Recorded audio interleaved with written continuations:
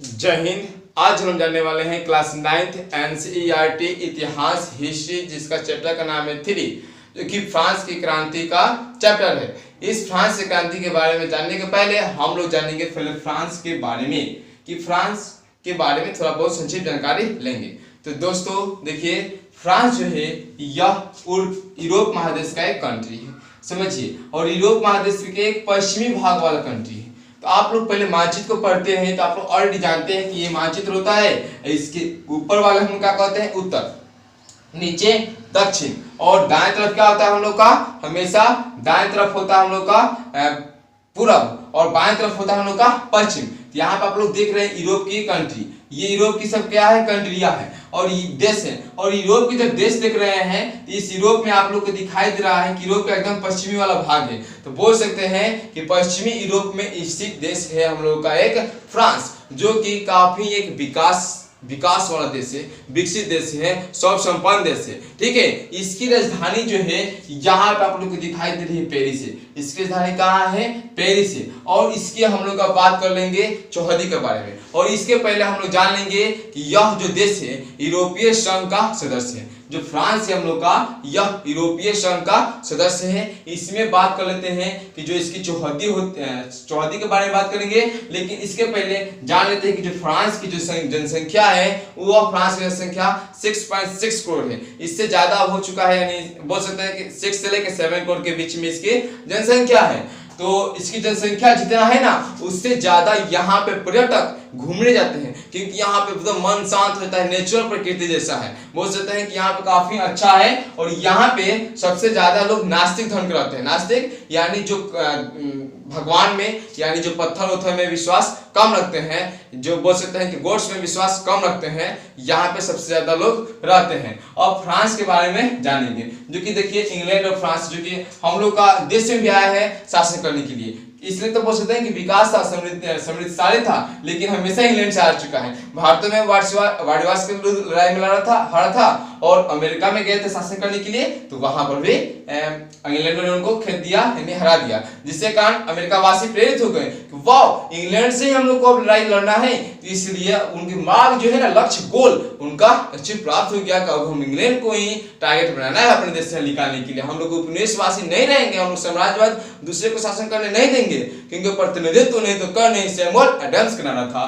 तो फ्रांस के बारे में आते हैं दोस्तों। तो देखिए, तो फ्रांस जो है बोल सकते हैं कि क्षेत्रफल की दृष्टि से यूरोप महादेश का एक बड़ा कंट्री है, जो कि यूरोप लिख रहा है। यूरोप ये ग्रीन से यू जो लिखा है, यही है फ्रांस।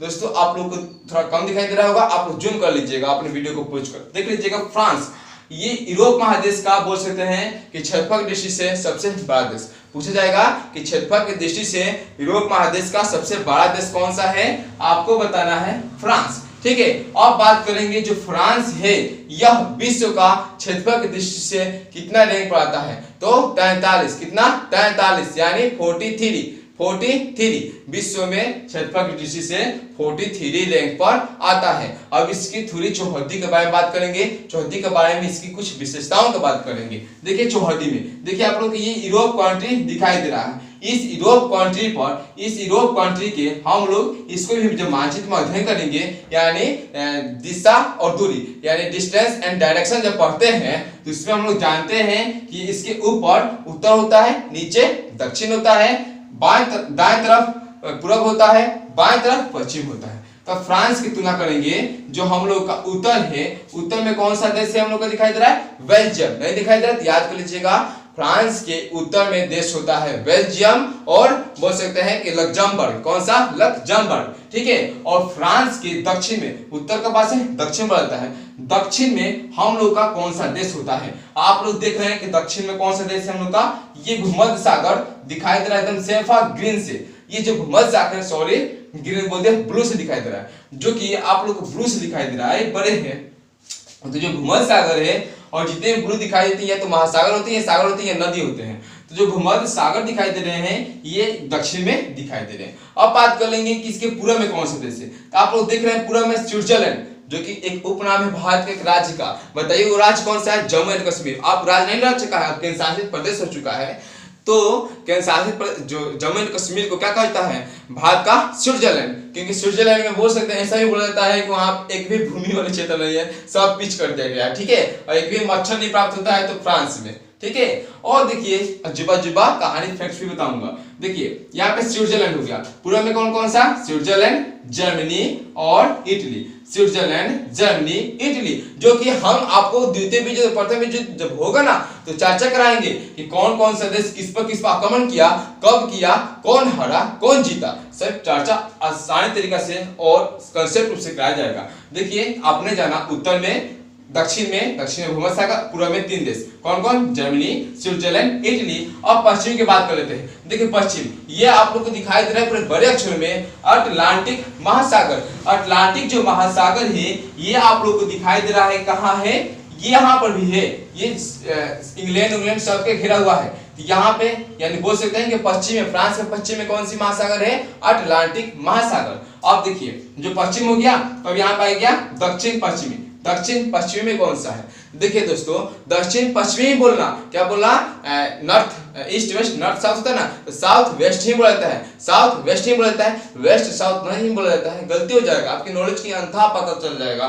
कभी भी बोला जाता है तो ध्रुव को धरकर, या बोल सकते हैं नॉर्थ ईस्ट या नॉर्थ साउथ या साउथ ईस्ट या साउथ वेस्ट बोला जाता है, ठीक है।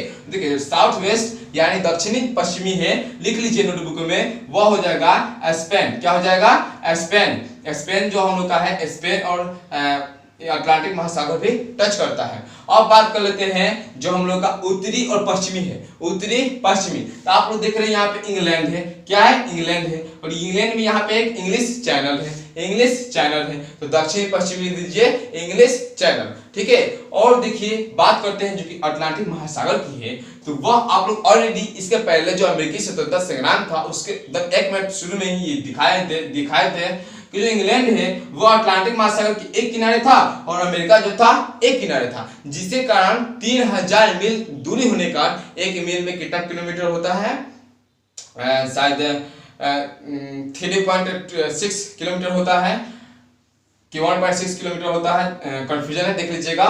तो उसके बाद जितना मील के 3000 मील का दूरी था, उस दूरी के बीच में ये हम लोग का क्या हो गया, ये दूरी था, जिससे कारण इंग्लैंड जो था उत्तरी अमेरिका में अपना सैनिक के लिए हथियार और लड़ाई के लिए हथियार, रसम औसम भोजन नहीं भेज पाता था, जिससे कारण वहां के लोग हार गए, सैनिक वहां से हार गया, इंग्लैंड का सैनिक, या भूखंड को भी वो परिचित नहीं थे, ये सब चर्चा किए थे। देखिए कितना दूरी डिस्टेंस दिखाई दे रहा है आप लोग को। ये जो फ्रांस है हम लोगों का, इस पर कुछ महत्वपूर्ण फैक्ट जान लेते हैं। तो देखिए फ्रांस का राष्ट्रवाक्य, फ्रांस का राष्ट्रवाक्य है स्वतंत्रता, समानता, बंधुत्व। ये जो नारा है ना, इस नारा से बहुत सारे प्रभावित हुए हैं, इस नारे को हम लोग जानेंगे। इसकी जब क्रांति पढ़ेंगे तो भारत के 1857 की क्रांति की तुलना करते हुए पढ़ेंगे, क्योंकि 1857 की क्रांति आप लोग वर्ग 8 में हमारा द्वारा दिया गया है 2 घंटा की वीडियो, जो कि काफी निचोड़ निकाल दिया गया है, उसमें आप लोग सीखे हैं। तो उसको जब पढ़िएगा ना तो आप लोग को क्या होगा, इससे दोनों से रिलेटेड आप लोग याद होगा, क्योंकि कैसे जाति से भेदभाव किया जाता था, कैसे वर्ण व्यवस्था था कि आप मध्य वर्ग के हैं तो आपको नौकरी नहीं दी जाएगी, आपको कर्मचारी पद में ऊंचे पद पर नहीं दिया जाएगा, लेटर्स कैच द लेटर्स जो होता है, जलियांवाला बाग हत्याकांड से हम तुलना करेंगे कि कैसे उसमें कानून लागू नहीं था, कैसे कोई राजा यानी कैसे भारत में जो कोई गवर्नर था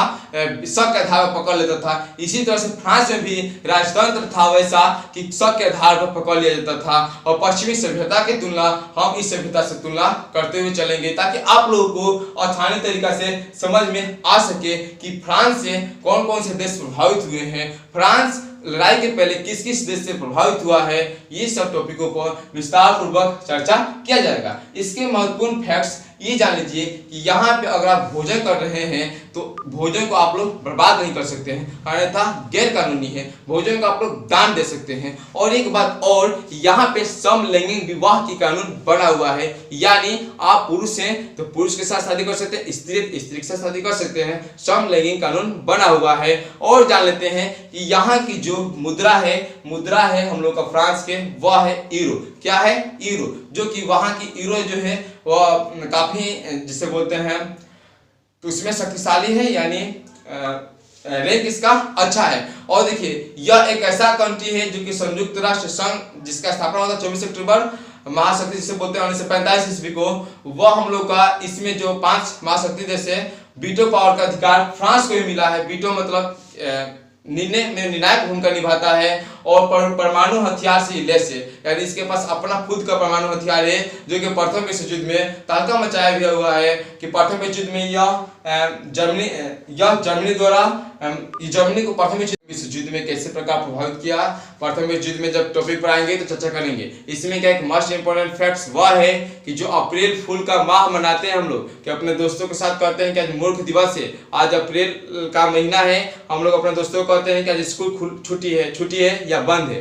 किसी भी तरह से अपने दोस्तों को, अपने परिवार वाले को, अपने फ्रेंड्स को मूर्ख बनाते हैं। उसकी शुरुआत हम लोग की फ्रांस से हुआ है। कुछ महत्वपूर्ण फैक्ट्स और फ्रांस के बारे में जाने। अब हम लोग चर्चा करेंगे फ्रांस के क्रांति पर। आप लोग पूरे जोश के साथ, उत्साह के साथ नोटबुक और कलम लेकर तैयार हो जाइए हमारे साथ पढ़ने के लिए, क्योंकि जो आप लोग को इसके पास स्लाइड पे दिखाई देगा उसके अलावा अन्य स्लाइड चेंज होते रहेंगे। इसके लिए आप लोग 100% तैयार हो जाइए। फ्रांस की क्रांति देखिए, जो 1789 ईस्वी की फ्रांस की क्रांति हुई थी, यह एक क्रांति बोल सकते हैं कि यूरोप के इतिहास में एक युगांतकारी क्रांति थी। क्या थी? युगांत क्रांति, जिसने एक युग आता है तो एक युग का अंत कर दिया और दूसरे युग का आगमन का मार्ग प्रशस्त कर दिया। बोल सकते हैं कि फ्रांस की क्रांति कैसी घटना थी? युगांतकारी घटना थी, जिसने एक युग का अंत कर दिया और दूसरे युग का मार्ग प्रशस्त कर दिया आने में। क्योंकि आप लोग देखेंगे इस क्रांति में कि समानता, स्वतंत्रता, समानता और बंधुत्व इस क्रांति की देन है। या बोल सकते हैं कि फ्रांस का अब राष्ट्रीय वाक्य भी हो चुका है। और इस क्रांति का जो शुरुआत हुआ था वो अमेरिका के प्रभाव से हुआ था, जिसमें आप लोग देखे हैं कि जो इंग्लैंड के सैनिक थे वह अमेरिका वासियों को किस तरह से सता रहे थे, मार रहे थे। वह बोल सकते हैं कि वहाँ के जो नागरिक थे उनके लिए असहनीय था, यानी सहन नहीं कर सकते थे। इसके लिए वो इंग्लैंड के खिलाफ लड़ाई लड़ रहे थे, अपने साम्राज्य को बचाने की लड़ाई लड़ रहे थे। तो उस लड़ाई के क्रम में वहाँ के जो फ्रांस थे उन्होंने भी अमेरिका वासियों को भी साथ दिया था। उस फ्रांस के जो नेतृत्व करते थे सैनिकों को, वह थे लफायत थे। कौन थे? लफायत। देखिए लिख लेते हैं यहाँ पे,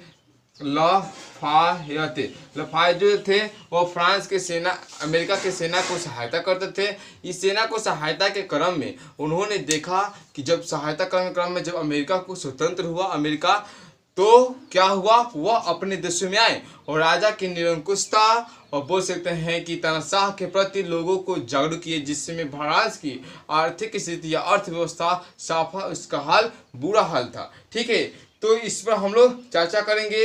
देखिए, जो कि उत्तरी अमेरिका एक विस्तृत क्षेत्र था और पश्चिमी द्वीप पर इनका ये फ्रांस जो था उसमें बोल सकते हैं कि फ्रांस एक समृद्धशाली देश था, जिन्होंने भारत पर अधिकार किया ही था। बोल सकते हैं कि लगभग जैसे इंग्लैंड ने उपनिवेशवाद बनाया था उस तरह से भी फ्रांस भी बनाया था। जैसे बोल सकते हैं कि उत्तरी अमेरिका के विस्तृत क्षेत्र पर भी ये अपना उपनिवेशवाद और साम्राज्यवाद स्थापित किए थे। पश्चिमी द्वीप समूह और बोल सकते हैं कि अफ्रीका का एक मेडागास्कर टापू है, उस पर भी इन्होंने नींव डाला था। लेकिन इनका जो नींव था बहुत दिनों तक नहीं चल पा रहा था और डगमगा जा रहा था और ये अंततः वहाँ से हार जा रहे थे या किसी दूसरे देशों द्वारा इनको पराजित कर लिया जाता था। तो आप लोग जानेंगे इस चैप्टर में कि फ्रांस की क्रांति क्यों हुई, कैसे हुई। इसको समझने के लिए हम कुछ राजनीतिक कारण, सामाजिक कारण, बौद्धिक कारणों के ऊपर चर्चा करेंगे। तो फ्रांस की क्रांति के निम्नलिखित कारण थे। पूछा जाएगा कि फ्रांस की क्रांति के कितने कारण थे, तो आप लोगों पर चर्चा किया जाएगा विस्तारपूर्वक। तो फ्रांस के क्रांति के निम्नलिखित कारण थे। पहला आता है कि राजनीतिक कारण। तो राजनीतिक कारण में जानेंगे कि जो देखिए कि फ्रांस के जो क्रांति हो रहा था उस समय हम लोग का शासक था लुई 16वां।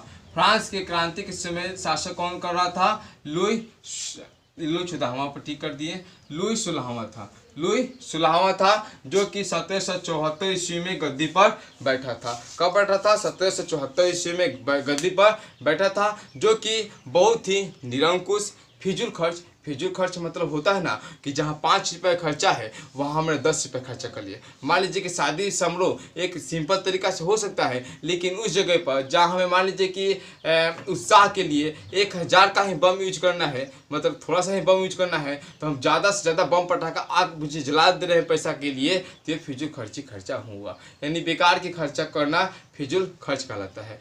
खाना भोजन बना लिए, उसके बाद से उस भोजन को बेकार जाने दिए, तो वह होता है फिजूल खर्ची।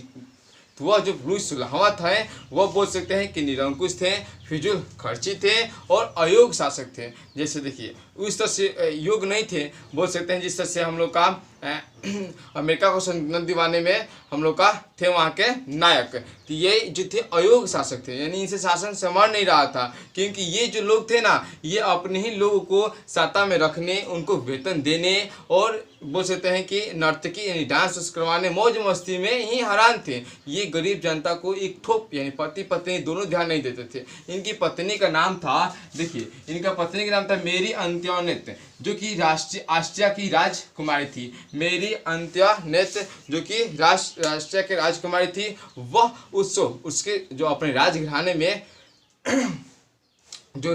में उत्सव होते थे उसमें वह काफ़ी ही पैसा लुटाते थी। देखिए वह क्या की थी कि 15,000 बोल सकते हैं कि 15,000 वो अपने आदमियों को ऐसे काम पर रख ली थी जो न योग्य थे, उस पद के लिए न योग्य थे, और उनको बोल सकते हैं कि आपातकालीन की स्थिति में भी फ्रांस कर के बोझ से दबा हुआ था, उसमें भी ये क्या कर रहे थे, उन लोगों को बैठाकर वेतन दे रहे थे। बुझी कहाँ की एक सरल गलती थी। जनता को लग रहा था कि यह हमारे सामने असहनीय व्यवहार है। जब देखिए जब किसी को आप अत्याचार कीजिएगा तो वह सहन तक नहीं सहन कर सकता है, अगर असहनीय होगा तो जुर्म हथियार उठाएगा। जैसे अंग्रेजों के खिलाफ तिलका माझी ने आवाज़ उठा दी, बिरसा मुंडा ने अपने प्राण न्यौछावर कर दिए, भगत सिंह ने प्राण न्यौछावर कर दिए। जब उन्होंने ज़्यादा अत्याचार किया तो जलियांवाला बाग हत्याकांड के पास रविन्द्रनाथ टैगोर को सर को उपाधि मिला था वो भी त्याग दिए, महात्मा गांधी जी को जो उपाधि मिला था वो भी त्याग दिए। बहुत सारी उपाधि बलिदान सब कुछ जाता है जब आप लोग अश्चार कीजिएगा। क्योंकि जब क्या हुआ था कि जब इंग्लैंड और अमेरिका में जब अमेरिका स्वतंत्रता संग्राम के लिए लड़ाई चल रहा था तो फ्रांस ने लफायते के नेतृत्व में साथ दिया था। तो उस साथ देने के क्रम में 10 अरब लिरवे यानी अभी वर्तमान में यूरो मुद्रा है, तो 10 अरब क्या हुआ था, खर्चा हो चुका था फ्रांस की, जिसके कारण वो क्या हो गए थे, अधिक कर्ज से वो दब चुके थे और कर्ज उन पर बढ़ चुका था। तो देखिए वह जो निरंकुश राजतंत्र था और उस पर नियंत्रण का अभाव था, क्योंकि वहाँ की जो संसदीय संस्था थी वह एक राजा का ही प्रमुख उदाहरण देखिए एक राजा का देखते हैं कि देखिए जब 1614 ईस्वी से लेकर कम से कम 175 साल तक, कितना 175 वर्षों तक संसद की जो बैठक हुई वह बैठक नहीं बुलाई गई थी। संसद की बैठक कितने नहीं बुलाई गई थी, 175 वर्ष। जब संसद की बैठक बुलाइएगा तब तो पता चलेगा कि हमारे राज्य में, हमारे देश में कौन सी समस्या है, क्योंकि यहाँ से जो संसद चुन के आते हैं वह जनता द्वारा प्रतिनिधित्व होते हैं, चुने होते हैं। अगर मान लीजिए कि भारत में संसद की बैठक ना हो, यानी कम से कम आपको 6 माह के अंदर जाना जरूरी होता है, सत्यकालीन ना बुलाई जाए बैठक, आपातकालीन स्थिति में बैठक ना बुलाई जाए, तो कैसे पता चलेगा कि भारत की कंडीशन कैसी है। तो ऐसा उन लोग 175 वर्षों तक नहीं बैठाया था, तो देश की कंडीशन पता नहीं चल रहा था और वह फिजूल खर्चा करते जा रहे थे, जिससे वहाँ की जो जनता थी वह बहुत ही असहनीय व्यवहार महसूस कर रही थी, अपने साथ तनाव महसूस कर रही थी, जिससे कारण लड़ाई हुआ है। अब जानेंगे कि इस क्रांति को आप लोग कह सकते हैं कि मध्यवर्गीय क्रांति था। क्यों था, क्वेश्चन आएगा कि फ्रांस की क्रांति मध्यवर्गीय क्रांति क्यों था, तो हम चर्चा करने वाले हैं, अभी विस्तारपूर्वक इस पर चर्चा करेंगे। देखिए राजा की जो निरंकुश बोल सकते हैं कि नहीं होता है कि अदालतें वकील लो, हमारे ऊपर कोई केस करेगा, हमारे ऊपर जनता कोई अपील लगाएगा तो हम उसको बोलते हैं कुछ पद वाले वह बीमारी से कीन लिया है, चाहे कुछ कर लिया, गड़बड़ी कर लिया है। तो राजा की निरंकुशता एवं सुरक्षाचारिता, राजा की निरंकुशता एवं सुरक्षाचारिता पर अंकुश लगाने के लिए पार्लमा नामक संस्था, कौन सी पार्लमा नामक संस्था थी, जिसकी संख्या 17 थी। इसकी संख्या कितनी थी, 17 थी, जिसका गठन न्यायालय के रूप में किया गया था। कैसे किया गया था, बोल सकते हैं कि पार्लमा नामक संस्था एक न्यायालय थी। यह जो थे न्यायालय, यह न्यायाधीशों, इस पर जो पद जो पद थे ना वह कुलीन वर्ग, यहाँ पे आएगा कुलीन वर्ग। ये कुलीन वर्ग ही इस पद पर सिर्फ आश्रित हो सकते थे, ले सकते थे इस पद को, क्योंकि यह जो पद था वंशांगत था। वंशांगत मतलब का कि मेरे जो बेटा हुए उनका, उसके पास उनका बेटा, उसके पास उनका बेटा, वह लोग वह उस वंश में योग हो चाहे ना हो, उसके पास उसका वंश, उसका वंश, उसका वंश। जैसे समझते हैं मध्यकालीन भारत में जैसे मुगल वंश हो, चाहे बोल सकते हैं कि दिल्ली सल्तनत काल में हो। जैसे देखिए गियासुद्दीन तुगलक के बाद से इल्तुतमिश के बाद गियासुद्दीन तुगलक में हो गया। और देखिए इल्तुतमिश के बाद से कुतुबुद्दीन ऐबक में गुलाम वंश में, इल्तुतमिश के बाद से जब उसका बेटा अयोग्य था तो उसके बेटी बैठी, लगे दूसरा कोई बैठा, अपना ही वंश को बैठाता है, इसे बोलते हैं वंशांगत, यानी अपने पीढ़ी दर पीढ़ी चलाना, जिन्स को चलाना। ठीक है, तो वंशांगत थे, योग्यता नहीं दिखी जाती थी, इसमें कौन योग्य है, किस पद लायक, ये नहीं दिखी गई थी। यानी राजनीतिक काल में हम लोग लिख सकते हैं कि निरंकुश एवं अयोग्य शासक जो लुई सुलावा था वह तो था ही, और बोल सकते हैं कि 175 वर्षों तक शासन को नहीं बुलाया गया था। और मैरी अंत्योनाथ जो कि एक पत्नी होते हुए, स्त्री होते हुए एक अच्छे व्यवहार अपना चाहिए, लेकिन वह काफ़ी ज़्यादा फिजूल खर्चा करती थी। वह बोल सकते हैं कि पार्टी बोल रहे तो पार्टी में ज़्यादा पैसे लुटाती थी, ऐसा बोल सकते हैं, माइंड मैपिंग कर सकते हैं। और देखिए और शासक थे एक लुई चौदहवां, क्या थे, लुई चौदहवां। वो बोलते थे कि मैं ही राज हूँ, आई एम द स्टेट। वो बोलते थे आई एम द स्टेट, मैं ही राज हूँ, एक ही सी बात थी। और फिर बोलते थे मेरे शब्द ही कानून है, आई एम स्टेट और मेरे शब्द ही कानून है। यह लुई सुलावा के हैं जो कि वर्साले के शीर्ष महल का निर्माण किए थे, किए थे। ठीक है, ये याद रखिएगा। और देखिए ये समांतर संबंध तक याद किए हैं हम लोग, यहाँ पे लुई चौदहवां तक आए, यानी राजनीतिक कारण हम लोगों ने जाना। इसके बाद से हम लोग चर्चा करेंगे अब सामाजिक कारण। इसके बाद से हम लोग चर्चा करेंगे सामाजिक कारण।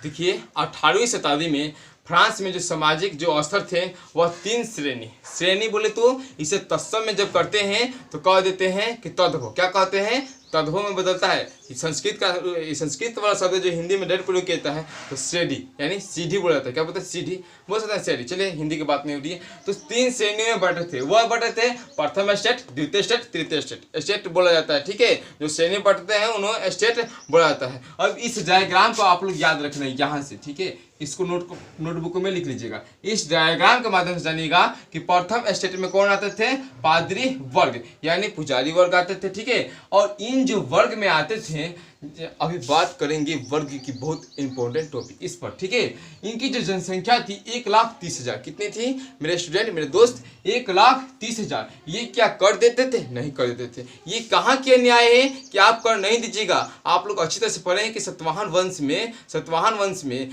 ब्राह्मणों पर पकड़ लिया गया था, ब्राह्मणों पर जज्जा कर उछला गया था, ये औरंगजेब पुनः ने लागू किया था। ठीक है, तो जो हम लोग समाज में समानता का अधिकार है तो कैसा ऐसा व्यवहार नहीं करना चाहिए कि कुलीन वर्ग कर नहीं देंगे। आप लोग भूमि पर खेती कीजिएगा, ऐसा कर नहीं दीजिएगा। हम गरीब इंसान, खुद गरीब हैं, हम खेती करेंगे, उस पर कर देंगे, ये तो असहनीय है। देखिए यही कारण है कि मध्य वर्ग के लोगों ने पूरी जोश के साथ, पूरी ताकत के साथ इस फ्रांस के जो निरंकुश राजा थे इन पर वार किया और प्रजातंत्रात्मक शासन के समर्थन मांगने लगे। अभी चर्चा करेंगे कौन कौन से बुद्धिजीवी भी साथ आए हैं, बौद्धिक कारण आए हैं, तो ये कर नहीं देते थे। और जो भूमि इनका और इनका मिलाकर 20% थे, यानी द्वितीय स्टेट में हम लोग का कुलीन वर्ग आता है, इसे बोलते हैं अभिजात वर्ग। इनकी जो संख्या थी 80,000 परिवार यानी 40 लाख की फैमिली थी। और बोल सकते हैं कि ये जो थे 10%, यानी बोल सकते हैं कि जो भूमि का कितना परसेंट, जो पूरा फ्रांस हुआ, ये मान लीजिए पूरा फ्रांस हुआ, इसके 10% पर ही ये रहते थे लोग। ठीक है, और ऐशो आराम से राजा करते थे, क्यों ना कर देने की टेंशन है, ना कुछ करने की टेंशन है, इनको ना नौकरी करने की टेंशन है, क्योंकि इनको नौकरी तो वंशांगत क्रम से मिल ही जाएगी, हमें तो ऐशो आराम करने की जरूरत है, ये लोग सोचते थे। इनकी जो भूमि थी वह 40% थी। कैसी थी, इनकी भूमि 40% थी पूरे में। और तृतीय स्टेट में आते थे बड़े व्यापारी, व्यवसाय, शिक्षित वर्ग यानी मिडिल फैमिली पूरे आते थे। इससे थोड़ा सा नीचे किसान क्षेत्र, इसी में बुझे कि तृतीय स्टेट में ही आते थे, इसको हम लोग ले सकते हैं मिडिल फैमिली। ठीक है, इसकी जो भूमि की पूरा फ्रांस में भूमि पर राजा करते थे, 9% भाग पर थे भाई, ज़्यादा जनसंख्या में थे। और ये जो भूमि था इनका 4% था, और ये कर देते थे। ये कर इनका देते थे। और बोल सकते हैं कि जनसंख्या, ये भूमि 40% लिए थे, 40% भूमि लिए थे, ये 60% भूमि लिए थे। इनकी जनसंख्या पूरे फ्रांस का 10% थी, इनकी जनसंख्या पूरी फ्रांस का 90% थी। वो 10% है तो 40% लिए हैं, ये इनकी 90% है तो 60% लिए हैं। ये भी तो अन्याय हो गया। अब फिर देखिए इनकी जनसंख्या कहाँ है, 2,08,70,000, 2,08,70,000, बोलिए कई गुना ज़्यादा है इनकी जनसंख्या। ठीक है, अब देखिएगा जब इनकी जनसंख्या इतना ज़्यादा है और कर के बोझ से दबे हुए थे तो इनमें असंतोष के और क्या क्या कारण थे, तो समझिए कि जो अब आप इसमें जानेंगे कि जो प्रथम स्टेट और द्वितीय स्टेट होता है, तृतीय स्टेट में चर्चा करेंगे। तो देखिए कि बोल सकते हैं कि जो प्रथम स्टेट होते हैं वो पादरी वर्ग, जैसे आप लोग समझिए, जैसे हम लोग जानते हैं कि हम लोग का जो भारतीय वेद है उसमें आप लोग को जो ऋग्वेद है उसके 10वें मंडल में कहा गया है, उसमें 10वें मंडल में कहा गया है कि जो समाज है वो 4 वर्गों में बटा है। पहला किसमें होता है ब्राह्मण, वैश्य, ब्राह्मण, क्षत्रिय, वैश्य, शूद्र। जिस ब्राह्मण का जन्म होता है मुंह से जन्म होता है, और क्षत्रिय का जन्म होता है भुजाओं से, और वैश्य का जन्म होता है जांघ से, और शूद्र का जन्म होता है पैर से। ये बोला हो सकता है, ऐसा माइंड मैपिंग किया गया था, आपका काम बांटा गया था, कामों के आधार पर जाति कर दी गई थी, जाति व्यवस्था कर दी गई थी। जो नीच जाति में आते थे, जिन्हें उच्च वर्गीय उस समय सोचने वाले अपने आप को जो कि नीच आज हैं, जो आप जाति व्यवस्था बांटे हैं, तो बांटने वाले वो अपने आप को जैसे भी सोचते होंगे, तो उन्होंने क्या किया कि वर्ग को बांटा कामों के आधार पर। क्या आपका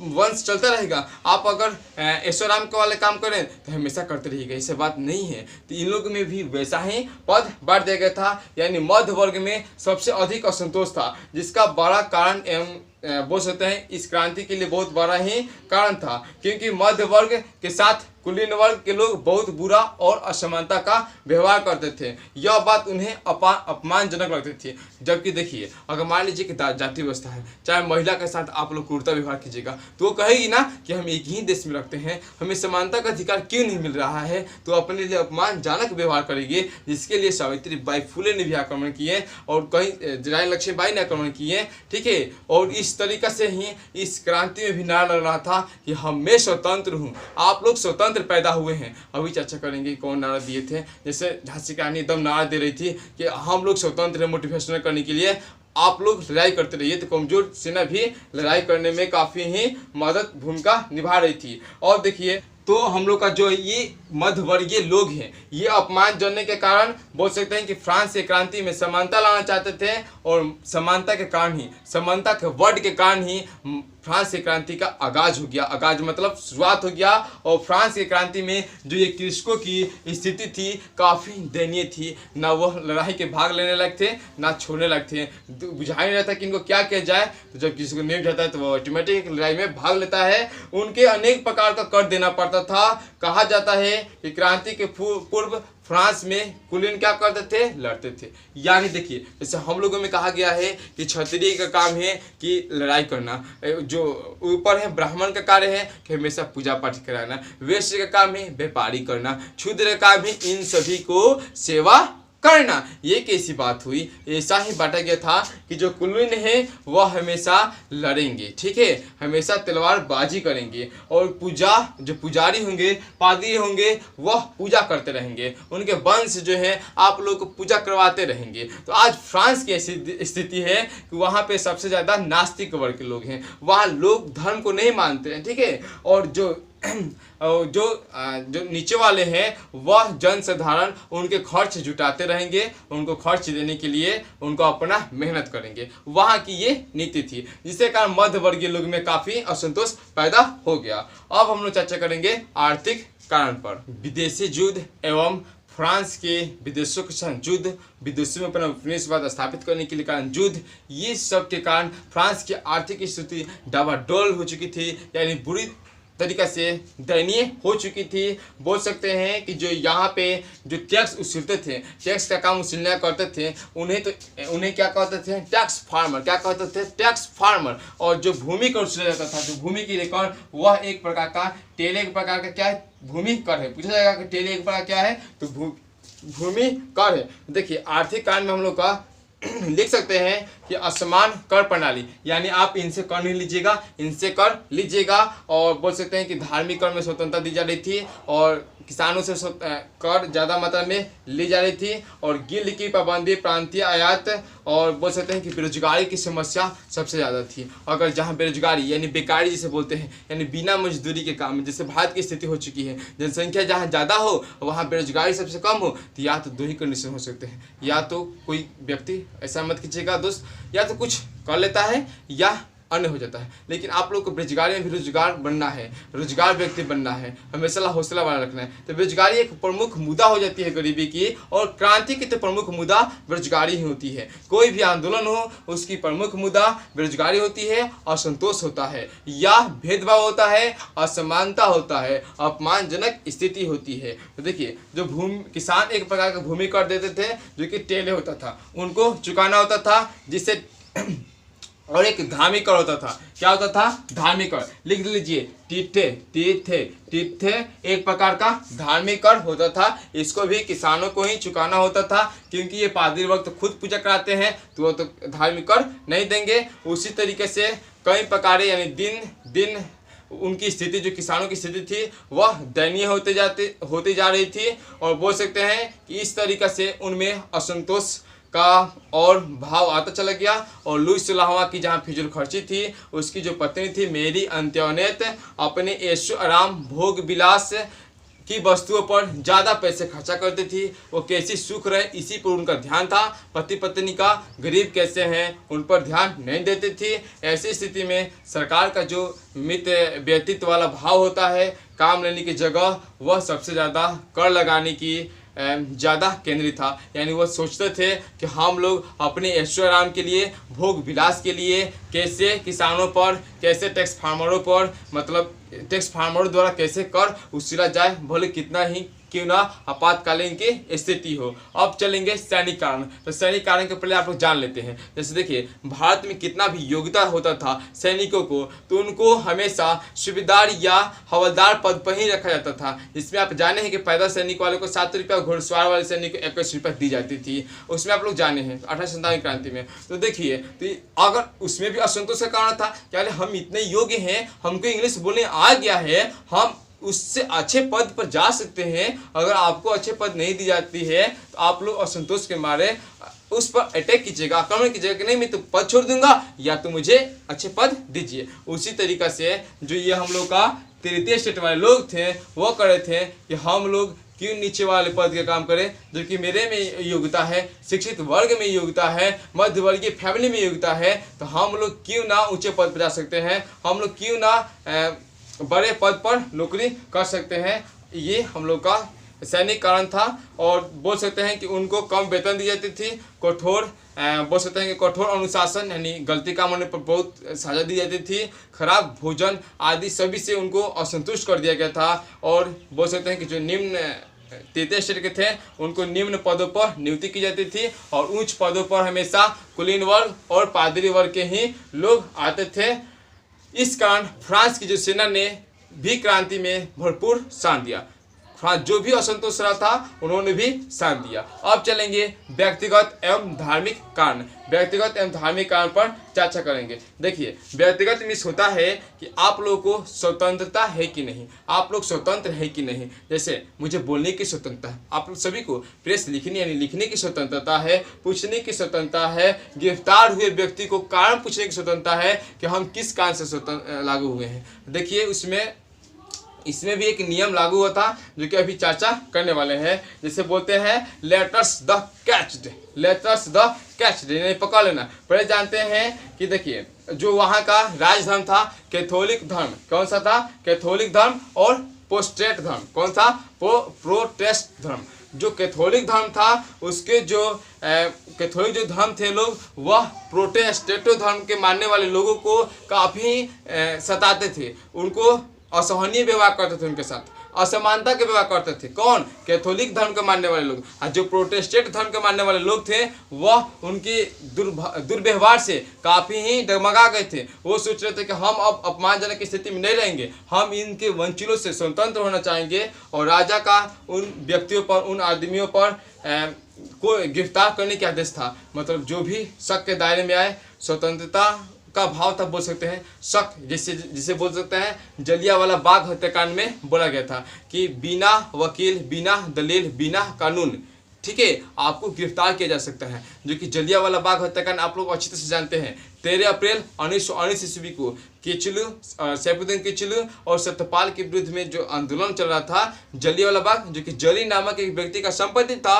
तो उसके आंदोलन चला था। पूरे जला डाला, गोली चलवा दिया, इसके आंदोलन में चला था। क्योंकि बिना आपको गिरफ्तार हो गया तो आप अपना वकील नहीं रख सकते हैं, आप ऊंची आवाज़ नहीं निकाल सकते हैं, ऐसा ऐसा नियम था। इसमें भी वैसा ही था, यानी बिना आप पर मुकदमा चलाए अभियोग गिरफ्तार कर लेता था, वारंट जारी होता था। मान लीजिए कि 144 की धारा लागू है, मान लीजिए कि आपको 307 की धारा से आप गलती काम किए हैं, तो आपको तो कोई बताएगा ना। जैसे आप गिरफ्तार हुए हैं तो आज पूछने का अधिकार है कि हम किस नियम के तहत गिरफ्तार हुए हैं। मान लीजिए कि 144 की धारा लागू है वर्तमान में, लुकरान का चल रहा है, तो हमने उल्लंघन किया तो गिरफ्तार हुए, तो वो बताया कि आप किस उल्लंघन के कारण आपको गिरफ्तार किया जा रहा है। आप अपना वकील रख सकते हैं, आप बोल सकते हैं, प्रेस में अपनी बात कर सकते हैं। और उस समय जो थे वह उस समय बोल सकते हैं कि फ्रांस में कितने कानून थे, कितनी धाराएं थी, 400 धाराएं थी। तो उस समय जो लोगों को गिरफ्तार की जा रही थी, पता नहीं चल रहा था कि किस धारा के तहत गिरफ्तार की जा रही है, क्योंकि उनको बताया नहीं जा रहा था और उन पर बिना मुकदमे चलाए ही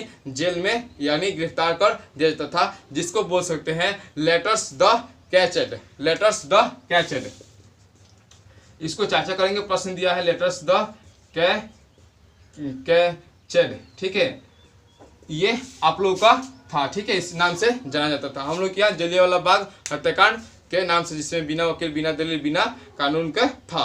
अब चलेंगे हम लोग कुछ बौद्धिक कारण।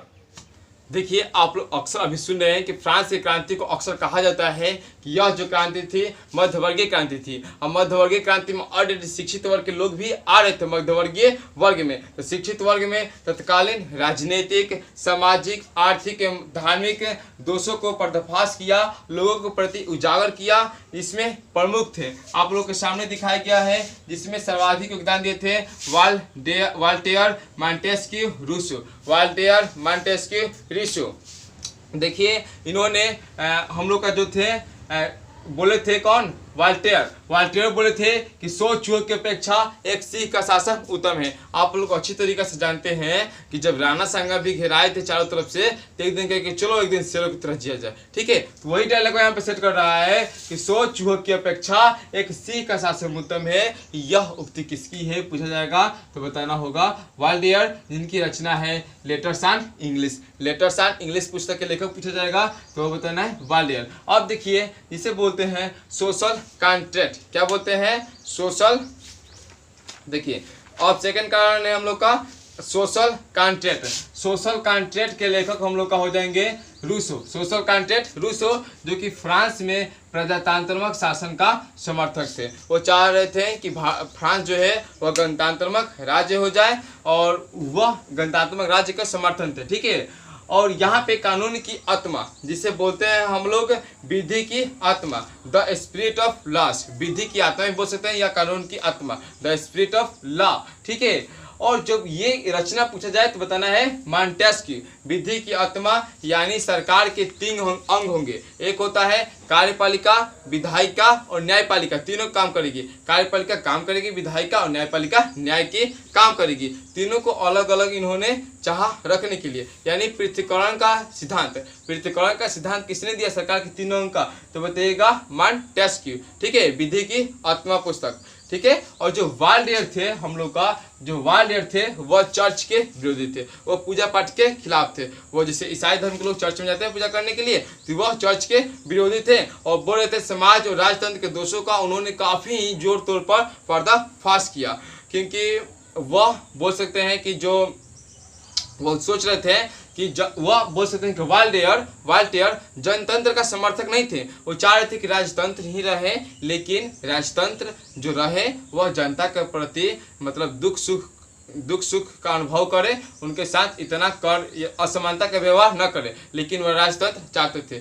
इसी तरह से देखिए, जैसे भारत में पश्चिमी सभ्यता जब आ रही थी, शिक्षा पद्धति जो मैकाले द्वारा लाया गया था, लॉर्ड मैकाले द्वारा, उसमें विलियम जोन्स भी साथ दे रहे थे, राजा राममोहन जी साथ दे रहे थे, और रविन्द्रनाथ टैगोर बीच बीच में थे। कह रहे थे कि पश्चिमी सभ्यता और भारतीय सभ्यता को मिलाकर मिश्रित सभ्यता यानी नेचुरल प्राकृतिक सभ्यता बनाई जाए, जो कि हम लोग के स्कूल में खेलकूद जो होता है वह रविन्द्रनाथ टैगोर द्वारा ही लिखी गई है कि बच्चों को खेलकूद के साथ ही शिक्षा दी जाए। और महात्मा गांधी जी सफा खिलाफ थे उसी तरीका से। जैसे देखिए, वाल्डेयर चाहते थे कि हम लोग का जनतंत्रात्मक ना हो, बोल सकते हैं रूसो चाहते थे कि प्रजातात्मक शासन हो, और चाहते थे कि दोनों का मिश्रण कर दिया जाए, ठीक है, ऐसा वो चाहते थे। तो मॉन्टेस्क्यू और वाल्डेयर सुधार चाहते थे, यानी मॉन्टेस्क्यू वाल्डेयर सुधार चाहते थे, लेकिन जो सोशल कंटेंट के लेखक हैं यानी सामाजिक संविदा के लेखक रूसो जो हैं वो चाहते थे कि नहीं, हमको साफा परिवर्तन चाहिए, प्रजातंत्र यानी अब्राहम लिंकन की परिभाषा चाहिए, जनता का जनता के लिए जनता द्वारा चुने गए शासन है,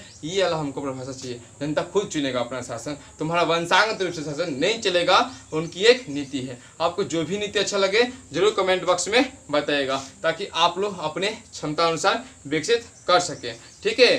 तो अब चलेंगे कि देखिए, फ्रांस में एक क्वेजुनो एवं तुर्को जैसे अर्थशास्त्रियों ने समाज में आर्थिक शोषण एवं आर्थिक नियंत्रण की आलोचना करते हुए मुक्त व्यापार का समर्थन किया था, ठीक है। अब चलेंगे विदेशी घटनाओं का प्रभाव। हमने समाज की क्रांति के कुछ प्रमुख कारण जाने थे, अब विदेशी घटनाओं का प्रभाव जानेंगे कि बोल सकते हैं कि इंग्लैंड में विदेशी घटनाओं का क्या क्या प्रभाव रहा। तो विदेशी घटनाओं का प्रभाव में जानेंगे इंग्लैंड की गौरवपूर्ण क्रांति। इंग्लैंड की जो गौरवपूर्ण हम लोग का क्रांति, ये गौरवपूर्ण क्रांति इसलिए बोलते हैं, यह क्रांति इंग्लैंड एवं बोल सकते हैं यह क्रांति इंग्लैंड एवं फ्रांस के बीच हुई थी, लेकिन यह 100 वर्षों तक चली थी। लेकिन इसमें किसी बोल सकते हैं कि हिंसात्मक घटना नहीं थी, यह अहिंसात्मक घटना थी, यानी इसमें किसी भी व्यक्ति का या जीव जंतु का क्षतिग्रस्त नहीं हुआ था, यानी हिंसात्मक घटना नहीं थी। इंग्लैंड की महान क्रांति थी, जिसे गौरवपूर्ण क्रांति कहते हैं।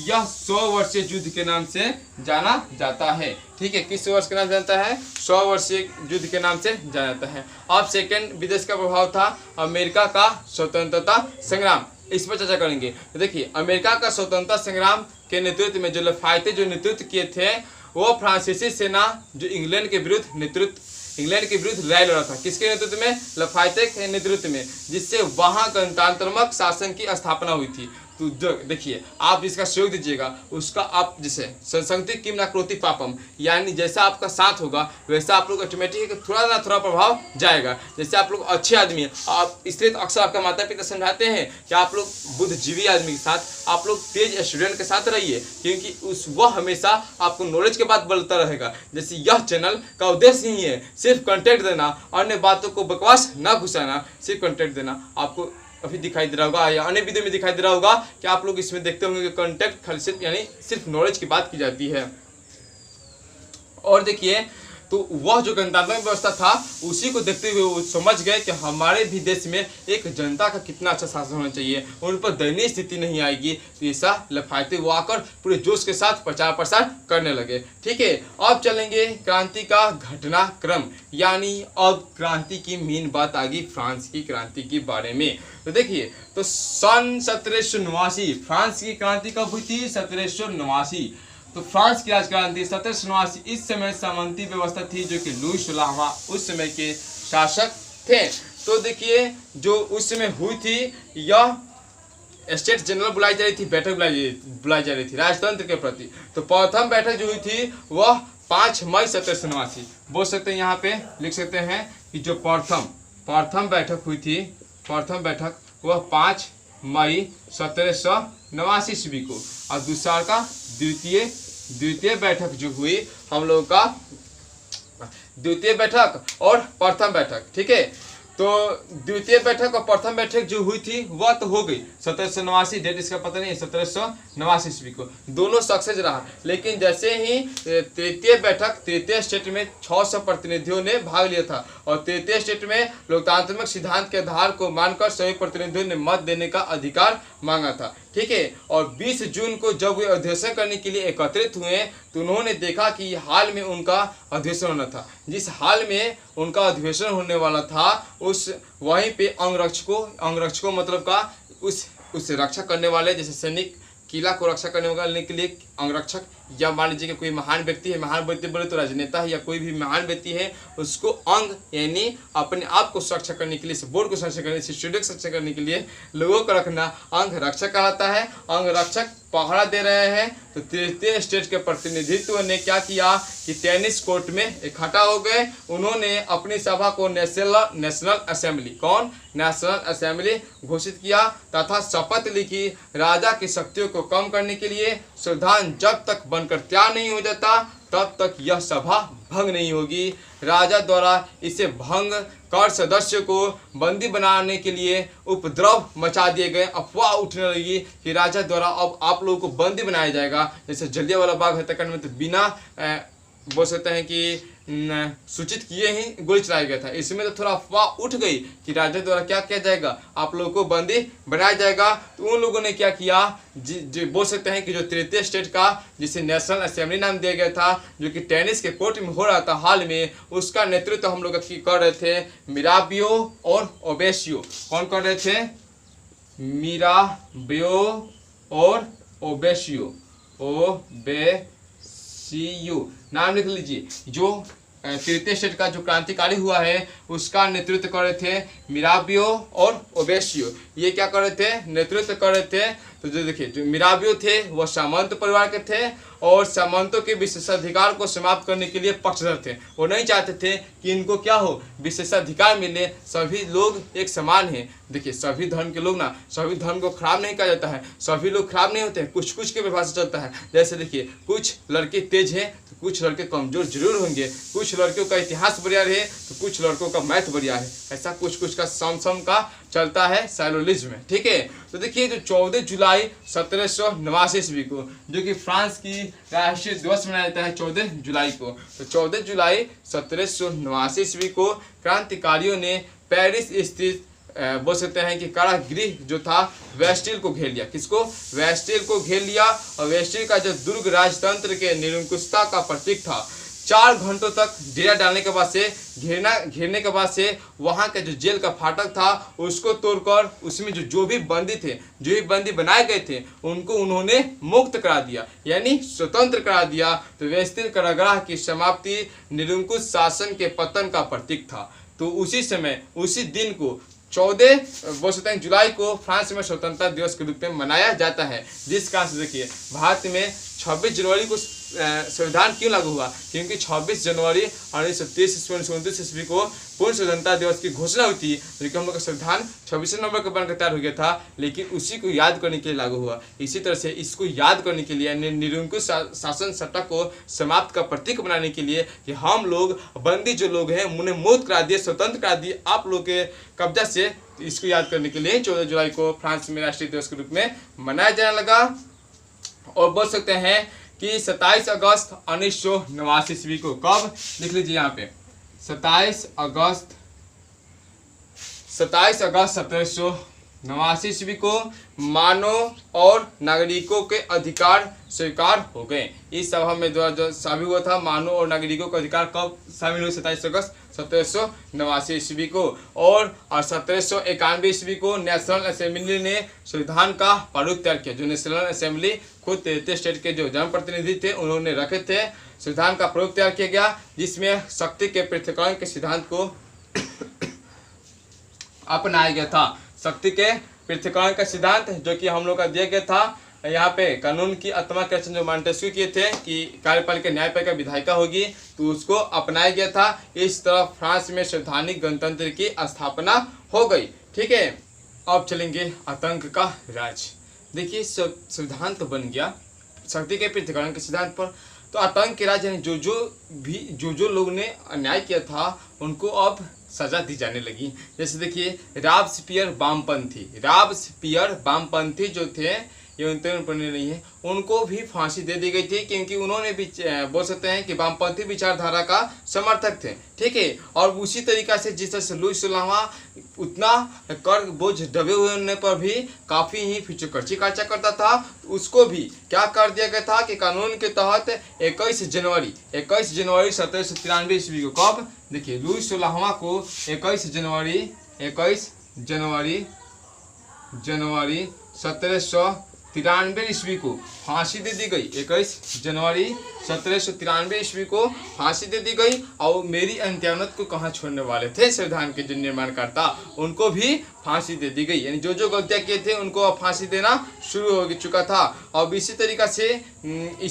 क्या हुआ था, हम लोग का जो नेपोलियन थे वह आए थे। नेपोलियन जिनका जन्म हुआ था 15 अगस्त, देखिए जिनका नेपोलियन का जन्म हुआ था 15 अगस्त 1789 ईस्वी को, जो कि कोर्सिका द्वीप की राजधानी अजासिया में हुआ था। नेपोलियन के जो पिता का नाम था कार्लो बोनापार्ट था। और बोल सकते हैं कि नेपोलियो जो थे वह इंग्लैंड को ही कहे थे बनियों वाला देश, यानी आधुनिक फ्रांस का निर्माता। पूछा जाएगा कि आधुनिक फ्रांस का निर्माता इनको क्यों कहा जा रहा है, क्योंकि नेपोलियन ने गणतंत्रात्मक राज्य का घोषित करने का प्रधान अपने आप को ही श्रेय दे दिया था।